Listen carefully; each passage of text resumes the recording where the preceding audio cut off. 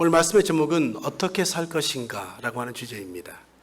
사실 우리 인생이 100세 시대를 살아간다고 이야기하지만 실제로는 긴 시간을 살아가지는 않습니다. 어느 날 이 메뚜기와 하루살이가 지나가다가 부딪혔습니다. 그래서 기분이 나빠가지고 이 메뚜기가 하루살이를 굉장히 많이 때렸습니다. 그래서 맞은 이 하루살이가 굉장히 기분이 나빴어요. 그래서 친구들을 구름대처럼 몰고 왔습니다. 그리고 메뚜기를 에워쌌습니다. 아마도 메뚜기는 그 숫자에 굉장히 압도됐겠죠. 그래서 떨고 있는 메뚜기에게 하루살이가 이렇게 얘기했습니다. 마지막으로 소원을 들어주겠다. 마지막 이야기 한번 해봐라. 그때 메뚜기가 뭐라고 이야기했을까요? 그렇죠. 이렇게 말했죠. 내일 싸우자. 이렇게 했다는 거예요. 여러분, 하루살이에는 내일이 있을까요? 없어요. 메뚜기도 한철입니다. 이 말을 뭘 이야기합니까? 한정적으로 우리의 인생은 또 우리가 살아가면서 무엇인가는 한계가 있다는 걸 이야기하는 거예요. 우리 인생도 마찬가지지 않습니까? 우리 인생을 살아가면서 우리가 영원히 살지 않습니다. 물론 우리가 이 땅은 영원하지 않고 하나님 나라는 영원하지만 우리가 이 땅에 사는 동안은 우리가 나름대로 리밋이 있다는 것을 이야기하는 것이죠. 특별히 오늘 말씀을 보면 오늘 말씀에 보면 5장 12절까지 말씀을 보면 이걸 흔히 이야기할 때 우리가 산상수훈 이렇게 이야기합니다. 산상수훈. 이 산상수훈은 뭐냐면 예수님께서 산상에서 제자들에게 주신 말씀을 산상수훈이라고 이야기합니다. 근데 이 말씀을 우리가 마치 보면 우리가 구약에는 10계명이 있지 않습니까? 우리가 10가지 지켜야 될 하나님의 계명이 있는 것처럼 신약의 10계명과 같은 것이 오늘 바로 이 산상수훈의 내용이라고 말씀드릴 수 있겠습니다. 그래서 다른 말로 이야기하면 이 말을 한마디로 이야기하면 우리가 천국 백성으로 살아가는 표준이 무엇인가를 말씀하시는 말씀이 오늘의 본문의 말씀인 것이죠. 근데 여러분 이 말씀을 잘하는 말씀이긴 하지만 읽다 보면 좀 마음이 어떠세요? 굉장히 불편하지 않으십니까? 성경이 이렇게 말합니다. 심령이 가난한 자는 복이 있나니 천국에 죄드릴 것이요 애통하는 자는 복이 있나니 그들이 위로를 받을 것이요. 이 성경적으로 보면 오히려 이렇게 말씀하시면 참 좋을 것 같아요. 예수 믿는 사람에게는 복이 있나니 땅을 하나님의 축복으로 받을 것이며 아파트를 이렇게 하면 조금 더 쉽겠죠. 또 예수 믿는 사람들은 모든 질병에서 해방을 받을 것이며 근데 여러분 예수 믿는 사람들도 질병에 걸립니다. 또 살다 보면 어려움도 당해요. 그래서 이 말씀을 보면 조금 다르게 해석했으면 굉장히 좋겠다라는 생각을 하게 되는 경우가 많습니다. 이 말씀 앞에 가장 중요한 한 가지 전제가 있습니다. 그것은 무엇이냐면 예수님 때문에 라는 말씀을 넣으면 이 말씀이 아주 쉽게 이해가 되기 시작합니다. 예를 들어서 이런 것이죠. 예수님 때문에 심령이 가난한 자는 복이 있나니 예수님 때문에 애통하는 자는 복이 있나니 예수님 때문에 의를 위하여 못 받는 자는 복이 있나니 여러분 우리의 삶 안에 풀리지 않는 문제들이 있지만 우리의 삶 안에 고통도 있고 어려움도 있지만 그 모든 것 앞에 예수님 때문에라고 하는 것이 우리가 들어가기 시작하면 이 모든 것들이 해석되어지는 것을 우리는 발견하게 되는 것이죠. 오늘 첫째 이렇게 성경은 말합니다. 심령이 가난한 자는 복이 있나니 천국이 그들의 것이며. 여러분 우리 안에 심령이 가난하다고 하는 것은 무엇입니까? 우리가 부유하고 그렇지 못한 것의 차이가 있지만 성경은 뭐라고 말씀하시는가? 심령이 가난한 자는 천국이 우리들의 것이다. 성경은 말씀하고 있는 것입니다. 파스칼의 팡세에 보면 이런 내용이 나옵니다. 우리 인간은 굉장히 영적인 존재라고 이야기하는 것이죠. 그래서 사람의 마음속에 하나님만이 채울 수 있는 절대 공간이 있다. 이렇게 성경은 말씀하고 있어요. 여러분 안에 정말 다른 세상에 것은 어떤 것을 넣어봐도 채워지지 않지만 예수 그리스도로 인해서 만족함이 있는 줄로 믿습니다. 그래서 우리가 세상에서 누리는 것 아주 중요합니다. 그렇지만 세상의 명예나 어떤 것을 넣어봐도 만족함이 없어요. 그렇지만 예수 그리스도 그분이 우리 안에 계실 때는 온전한 만족함이 생기는 줄로 믿습니다. 그래서 우리가 잘 아는 미국의 만인의 이 연인이라고 말하고 또 세상 이 남성들의 우상이라고 말했던 마릴린 먼로 아시죠? 그가 죽기 전에 한 달 전에 이런 말을 남겼습니다. 나는 한 여성으로 가질 수 있는 것은 모든 것을 가졌습니다. 나는 젊고 아름답습니다. 나는 돈도 많고 사랑에 굶주리지 않습니다. 수백 통의 팬레터도 매일같이 받습니다. 누구보다도 건강하고 부정한 것이 없습니다. 미래에도 그렇게 살 수 있을 것이라고 확신합니다. 그런데 웬일인지 난 너무나도 공허하고 불행합니다. 그런 이야기를 남겼어요. 그리고 마지막 그가 1962년 어느 날 밤에 이런 내용의 마지막 글을 쓰게 됩니다. 나의 인생은 파장하여 문 닫은 해수욕장과 같다 라고 이야기하고 자살하게 됩니다. 여러분, 우리가 잘 아시는 것처럼 한철 얼마나 많은 사람들이 해수욕장에 모입니까? 그때는 참 사람이 많고 굉장히 풍성해 보이지만 그들이 다 빠져나간 다음에 아무것도 없는 바로 그 자리에 서 있는 자기 자신.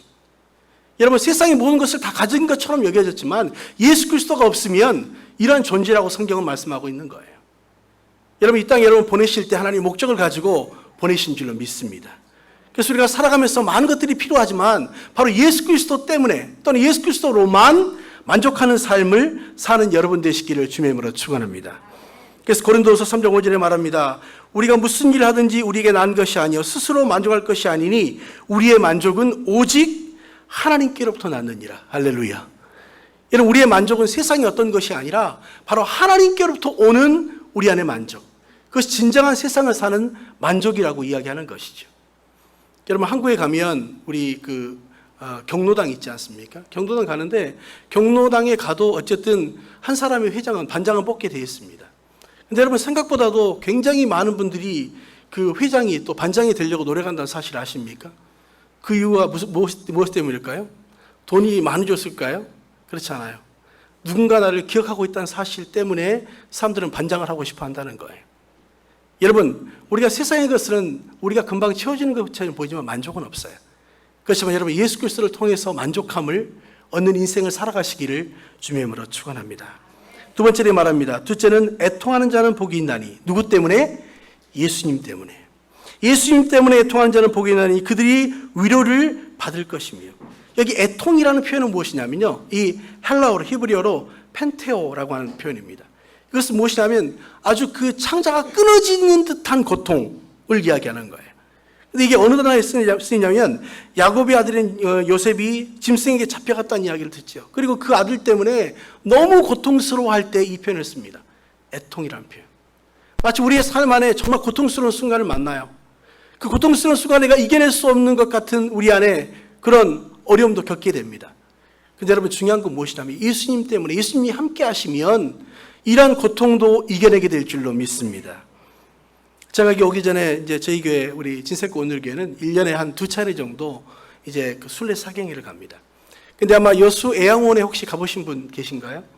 우리가 잘 아는 것처럼 이 손양원 목사님이 정말 수많은 문둥병, 쉽게 말하면 나병에 걸려 있는 사람들을 우리가 함께 섬겼던 곳이죠. 근데 거기 갔을 때 아주 그 기념관에 갔을 때 눈에 띄는 하나의 그런 내용이 있었습니다. 그것은 무엇이냐면 이 손양원 목사님의 아들이 정말 그 2명의 아들이 그 순교당하게 되죠. 그리고 그분이 장례식장에서 감사했던 9가지 감사의 내용이 있습니다. 첫 번째는 나 같은 죄인의 혈통에서 순교의 자식들을 나에게 내려주시니 감사합니다. 두 번째, 허다한 성도 중에서 이런 보배를 나에게 주시니 감사합니다. 세 번째, 삼남 삼녀 중에 가장 귀한 장남과 차남을 바치게 하시니 감사합니다. 네 번째, 한 아들의 순교도 귀하거늘 하물며 2 아들이 순교할 수 있게 하셔서 더욱 감사합니다. 5번째, 예수 믿는 사람들은 병들어 죽어도 복인데 전도하다가 총에 맞아 순교했으니 감사합니다. 6번째, 아들들이 미국으로 유학 가려고 했는데 그보다 더 좋은 천국에 갔으니 내 마음 안심되어 감사합니다. 7번째, 내 아들을 죽인 원수를 회개시켜 아들을 삼는 사랑의 마음을 주시니 감사합니다. 8번째, 내 아들의 순교의 열매로서 무수한 천국의 열매가 생길 것을 인해서 감사합니다. 마지막 9번째, 역경 속에서도 하나님의 사랑을 깨닫게 하시고 이길 수 있는 믿음을 주시니 감사합니다. 여러분, 우리가 일반 보통 사람 같으면 이런 감사가 나올까요? 아마도 불평하고 우리가 정말 애통하고 힘들어하고 그렇게 할 수밖에 없는 상황이지만 이 손양원 목사님은 자기 아들의 순교를 보면서 9가지 감사를 하고 있습니다. 이건 도저히 세상에 할 수 없는 감사죠. 여러분, 이런 감사가 여러분 넘치는 여러분 되시기를 주님의 이름으로 축원합니다. 그래서 여러분, 감사하는 사람에게는 감사할 수 있는 조건이 생겨요. 그런데 감사할 수 없다면 우리가 다시 한번 내 삶을 돌이켜볼 필요가 있는 것이죠. 여전히 여러분 아직도 세상의 것이 더 많이 갖고 싶으십니까? 여전히 세상 것이 더 좋다면 나의 믿음을 다시 한번 점검하실 필요가 있는 것 같아요. 그런데 우리가 어떻게 살 것인가? 그것은 애통한 중에도 하나님이 내 삶에 베풀으신 하나님의 은혜가 무엇인지를 알 때 우리는 진정한 감사를 할 수 있다. 이렇게 성경은 말씀하고 있는 것입니다. 세 번째 이렇게 말합니다. 세 번째, 온유한 사람은 복이 있나니 천국이 또 저들의 것이며 또 위로를 받을 것이며. 여러분, 이 온유함이라는 표현은 무엇일까요? 온유함은 순종이 기반이 되는 것을 이야기합니다. 우리가 하나님이 내 삶을 이끌어 가신다고 하는 것을 분명히 믿음으로 고백하고 하나님 내 삶의 정말 주인이라고 하는 사실을 인정하기 때문에 내가 하나님 말씀에 순종함으로 내가 믿음으로 나아가겠다고 하는 그 근거가 여기 안에 있는 것이죠. 어느 날 이 크리스마스 때가 가까워지면 아주 큰 백화점을 가진 부자가 있습니다. 그래서 주변에 있는 이 고아원에 있는 아이들을 다 초청을 해요. 그렇게 이렇게 이야기합니다. 너희들 참 그동안 너무 외롭고 힘들었지. 오늘은 이 모든 백화점의 주인이 아저씨이기 때문에 너희들이 가서 필요한 것을 한 가지씩 가져오면 그냥 다 너희들에게 선물로 줄게. 아이들이 얼마나 신났겠습니까? 그래서 가서 어떤 아이들은 뭐 곰인형을, 어떤 아이들은 뭐 먹을 걸 굉장히 자기가 평상시 가지고 싶었던 것들을 하나씩 다 들고 왔어요. 근데 아이들이 다 갔는데 한 아이만 딱 그 주인 앞에 서 있는 거예요. 이렇게 이야기합니다. 다른 아이들은 다 갔는데 왜 너는 가지 않고 내 앞에 서 있니? 그때 이 아이가 어떻게 했냐면 이 아저씨를 왈칵 안더니 이렇게 얘기했어요. 저는 아저씨를 가질래요. 네. 다른 아이들은 나름대로 가지고 가는데 걔는 아저씨를 가질래요. 그럼 이 아이는 입양이 돼서 그 아들로 입양이 됐다는 그런 이야기가 있습니다. 여러분, 세상의 것이 물론 필요한 것들이 다 있지만 여러분, 예수 그리스도를 소유하시기를 주님으로 축원합니다. 이 땅에 살아가는 동안 그분이 나에게 가장 소중한 존재, 이 땅에서뿐만 아니라 영원한 하늘나라에 소망을 주는 존재, 그분이 우리의 소망이 되어야 되지 않겠습니까? 그래서 그분이 우리의 삶 안에 내 삶을 이끈다고 하는 분명한 순종함이 있을 때 우리는 그분께로부터는 온전한 위로를 또 경험하게 되어진다고 하는 것이죠. 그래서 그리스도인들은 온유한 사람입니다. 그 온유는 하나님이 내 삶을 이끌고 계신다고 하는 분명한 믿음이 근거가 되는 것이죠. 그래서 여러분, 성경에 없는 원어의 두 단어가 있습니다. 혹시 아세요? 첫 번째는 무엇이냐면 우연이라는 단어입니다. 여러분, 성경에 보면 우연이라는 단어가 없어요. 왜 없을까요? 그것은 하나님이 우리의 삶에 완벽하게 우리의 삶을 이끌어가고 계신다는 것을 말씀하고 있는 거예요. 두 번째 없는 단어가 있습니다. 혹시 성경에 보시면서 은퇴라는 말을 보셨습니까? 혹시 보신 분이 있다면 이거 문제가 있는 분이에요. 다른 성경을 보고 있는지도 모르겠어요. 은퇴라는 말이 없어요. 이 말은 뭘 이야기합니까? 우리의 삶은 하나님이 사명을 주셨고 우리를 부르실 때까지 그때가 뭐라고요? 은퇴라는 말입니다. 요한복음 1장 6절에 보면 뭐라고 말씀하시는가? 하나님께로서 보내심을 받은 사람이 났으니 곧 그 이름은 요한이라. 여러분, 요한은 하나님께로부터 보내심을 받았어요. 여러분, 한 사람 한 사람도 하나님이 이 땅에 보내신 줄로 믿습니다. 아멘. 그래서 여러분, 여기 올 때는 분명한 목적을 가지고 우리를 보내셨다는 거예요. 그 목적을 이루기 위해서 우리 이 땅에 살아가는 것이 우리 진정한 크리스찬의 삶의 모습이고 우리가 또 어떻게 살 것인가는 하나님이 내 사명을 주셨기 때문에 그 믿음대로 사는 거예요. 그래서 어거스틴은 무슨 이야기 했는가? 따라서 하십시오. 하나님을 사랑하십시오. 그리고 나머지는 당신 마음대로 하십시오. 굉장히 재밌는 말을 했어요. 하나님을 사랑하는데 당신 마음대로 하라는 거예요. 여러분, 우리가 하나님을 사랑한다는 전제로 살아간다면 나머지는 어떻게 할까요? 하나님이 기뻐하시는 일을 선택하는 줄로 믿습니다. 여러분이 정말로 바라고 있는 것이 무엇입니까? 이 땅입니까? 아니면 영원한 하늘나라입니까? 이 땅에 살아가는 것은 여러분 잠시예요. 믿으십니까? 잠시예요. 우리가 우리의 삶을 뭐라고 이야기합니까? 순례자라고 이야기하잖아요. 순례자는 이 땅이 자기 본향이 아니에요. 본향은 있고 그 땅을 우리가 지나가는 사람들이라고 이야기하는 것이죠. 그런데 여러분, 중요한 건 이 땅에 우리가 살아가는 동안 그냥 사는 것이 아니라 하나님의 사명이 있다고 하는 것입니다. 또 네 번째 이렇게 말합니다. 의에 줄이고 목마른 자는 복이 있나니 그들이 배부를 것이요. 여러분, 의에 줄이고 목마른다는 말은 무엇입니까? 바로 하나님의 말씀 가운데 살기를 위해서 내가 고난받는 것도 기쁨으로 받겠다라고 하는 것을 이야기합니다. 요즘 한국에는요, 굉장히 큰 이슈가 있습니다. 두 가지죠. 지금 메리스라고 하는 아주 사회적으로 굉장히 어려운 이슈도 하나 있지만 또 하나는 이 동성애에 관한 문제입니다. 여러분, 많은 사람들은 그렇게 얘기합니다. 그리스도인이 관용할 수도 있지, 그 동성애자에 대해서 그렇게 하는 것은 결코 성경적이지 않다. 저는 처음 그거 보면 좀 이게 문제가 있는 것 같아요. 여러분, 우리 미국은 이미 동성애법이 합법적으로 이제 진행되지 않습니까? 이제 그 법이 이제 시행되면 어떻게 되느냐? 우리 이 목사님께서 이렇게 이야기하는 거예요. 동성애 보고 와서 우리 결혼해야 되는데 당신 주의해 주십시오. 노 하면 어떻게 될까요? 벌금을 내거나 감옥에 가게 됩니다. 여러분, 저는 그렇게 봐요. 우리가 비본질적인 문제에 대해서는 대화할 수 있지만 진리에 대해서는 결코 포기할 수 없는 줄로 믿습니다. 그런데 많은 그리스도인들이 그리스도 이 안에 있음에도 불구하고 진리에 대해서 타협하는 사람들이 너무 많은 거예요. 여러분, 우리가 복음을 위해서는 핍박도 받으시기를 주님의 이름으로 축원합니다.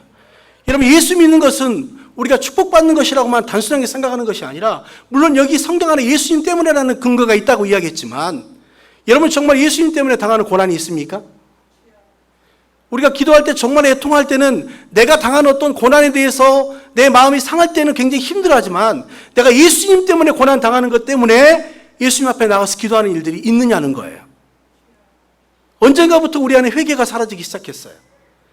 제가 어렸을 때 여러분 기억하시죠? 예전에 우리가 이 부흥회 하면 회개라는 말이 너무 많이 들렸어요. 요즘 회개를 이야기하지 않습니다. 여러분, 회개하시기를 주님의 이름으로 축원합니다.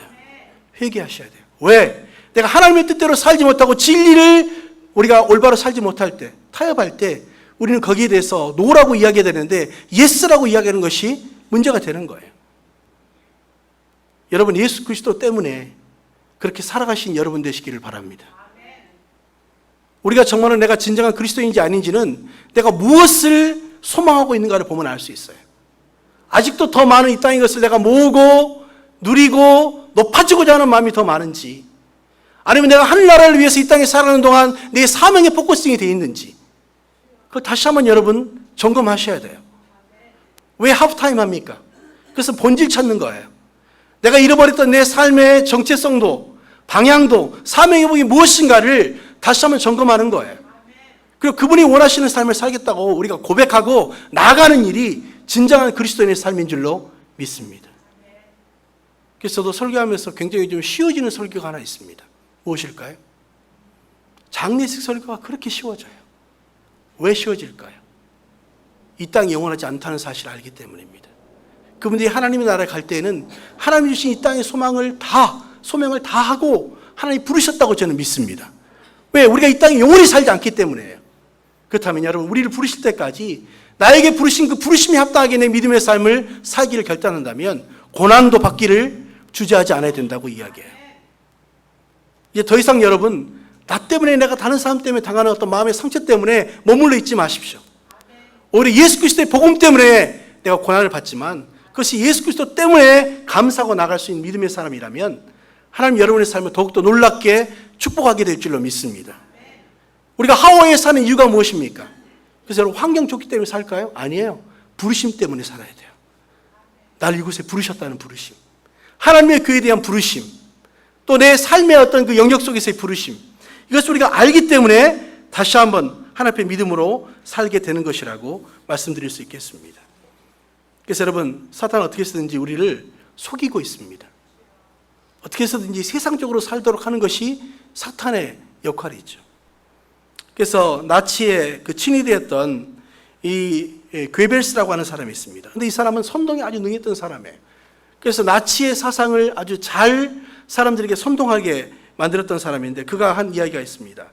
거짓을 처음에는 말할 때 부정한다는 거예요. 사람들은 그 거짓이야. 그런데 그 다음에 사람들이 두 번째 들으면 의심하기 시작한다는 거예요. 정말일까? 이렇게 의심한다는 거예요. 그 되풀이해서 계속 사람들이 듣게 되면 그것을 사람들은 믿게 된다는 거예요. 사단은 어떻게 쓰든지 여러분 가운데 속이고 있어요. 안락하게 살아. 세상적으로 살아. 그래도 충분해. 그래도 예수 믿고, 예수 믿었으니까 천국 갈 수 있어. 여러분, 굉장히 달콤하게 들리죠. 그래서 그는 이렇게 말합니다. 선동은 한 문장으로 가능하다는 거예요. 그런데 그것을 반박하기 위해서는 수십 장의 문서와 증거가 필요하다, 이런 내용을 했어요. 여러분, 진리는 결코 타협될 수 없는 줄로 믿습니다. 여러분의 삶이 진리와 타협하고 있다면, 내가 진리를 따르는 것이 너무 힘들기 때문에 내가 정말 세상 것과 타협하고 싶다면 처음에는 그것이 괜찮아요. 그렇지만 여러분, 그것을 내가 복음의 진리로 받아들이기까지 너무나도 많은 시간이 필요하다는 거예요. 여러분, 어떻게 사시기를 원하십니까? 예수님 때문에 살아가는 여러분 되시기를 바랍니다. 그래서 저는 여러분이 하나님 볼 때 이 자리에 오신 여러분을 하나님 참 축복하실 거라고 믿어요. 그런데 하나님이 여러분의 이 땅에 이 자리에 와 있는 모습뿐만 아니라 여러분의 속 사람의 동기를 체크하고 계신다는 사실을 아십니까? 어느 날 예수님께서 제자들에게 말씀하셨습니다. 너희들 가서 돌을 하나씩 주고 와라. 혹시 여러분 이스라엘의 날씨 아시잖아요. 혹시 가보신 분 있죠? 굉장히 덥더라고요. 근데 예수님께서 다른 것도 아니고 돌을 들고 가라고 얘기했으니까 사람들은 좀 시큰둥했을 것 같아요. 근데 가만히 생각해 보니까 베드로가 이 더운 여름에 주님을 쫓으려면 큰 사이즈의 돌을 들면 너무 힘들 것 같아서 주님의 사이즈를 이야기하지 않으셨기 때문에 조그만 돌 하나 들고 왔어요. 그 예수님을 열심히 쫓았습니다. 그리고 밤이 됐습니다. 예수님께서 말씀하십니다. 너희들 다 거기 앉아라. 그리고 너희들 돌을 들고 왔는데 발 앞에 놓아라. 그리고 여러분 기도하기 시작했습니다. 여러분 상상해 보세요. 예수님의 기도가 끝난 다음에 돌이 변하여 뭐가 됐을까요? 떡이 됐겠죠. 떡, 빵이 됐든지. 여러분 그날 저녁에 누가 제일 배가 고팠을까요? 베드로가 어떤 사이즈의 돌을 들었다고요? 조그만 사이즈. 속으로 생각했어요. 좀 사이즈, 용도를 좀 이야기하시지. 그래서 좀 큰 걸 들고 왔을 텐데. 그날 저녁에 아주 배고프게 지나갔어요. 다음 날 예수님께서 또 말씀하십니다. 너희도 오늘 여행해야 되는데 돌 하나 들고 와라. 이번에 누가 제일 큰 거 들고 왔을까요? 베드로가 엄청나게 큰 거 하나 들고 왔어요. 여러분 손은 무거웠지만 무엇이 가벼웠을까요? 마음이. 왜? 어제 저녁에 대한 기대가 있잖아요. 그래서 그 무거운 걸 그 더운 여름에 예수님을 쫓는데 예수님을 쫓는 것보다는 어떻게 하면 좀 빨리 밤이 올 것인가만 생각하고 계속 갔습니다. 그리고 드디어 밤이 됐어요.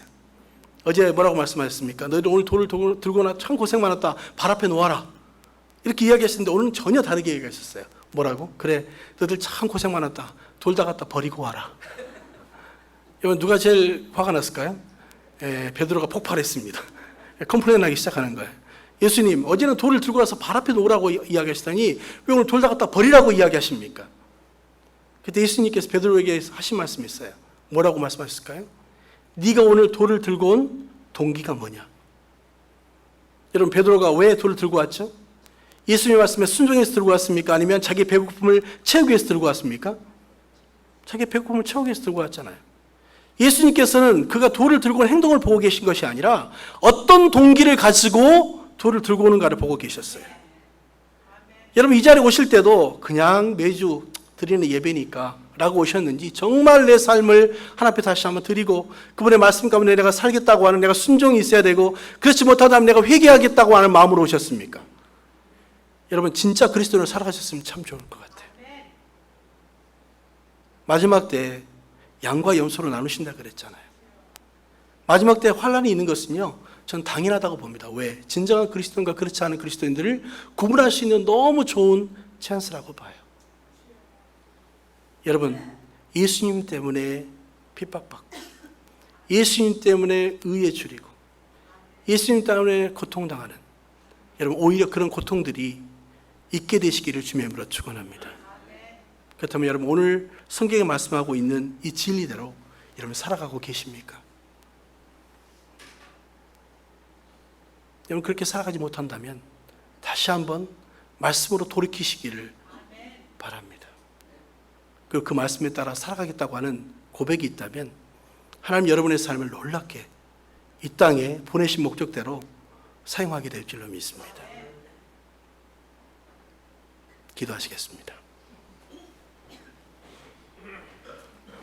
이 시간 우리의 삶을 한번 돌이켜 보십시오. 오늘 말씀처럼 내가 정말 이 땅에 살아가는 동안 우리가 살아가야 될 목적과 이유를 말씀하십니다.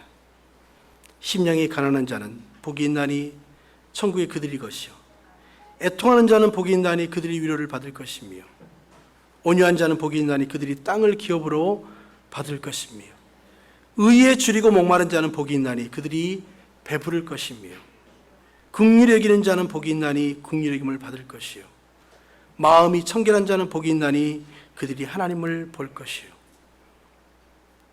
바로 이 천국 백성의 표준대로 내가 살고 있는지 다시 우리의 삶을 돌아보시고 그렇게 살겠다는 믿음의 결단이 있는 복된 시간이 되기 원합니다.